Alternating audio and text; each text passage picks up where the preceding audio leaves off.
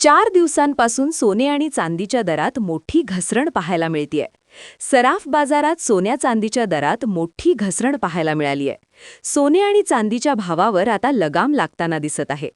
सोन्याचा दर 5,000 रुपयांनी स्वस्त झालाय, तर चांदीच्या दरात तब्बल 4,000 रुपयांची मोठी घसरण झाली आहे. ही घसरण आता ग्राहकांना दिलासादायक ठरतीये.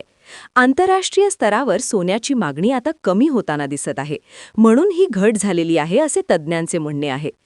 आज सोन्याचे दर 1,50,000 रुपयांवर पोहोचलेत, तर चांदीचे दर 2,41,000 इतके झालेत.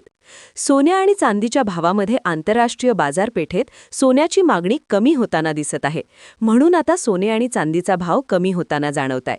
कारण सोने आणि चांदीचा भाव गगनेला भिडले होते, आता ते कमी होताना दिसत आहे.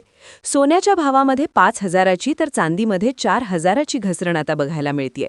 आंतरराष्ट्रीय बाजारपेठेत आता सोन्याची मागणी आता कमी होताना दिसत आहे. बऱ्याचशा देशांनी त्यांचे सोनं सुद्धा विकलेलं आहे, म्हणून आता सोन्याचे भाव घसरत आहेत.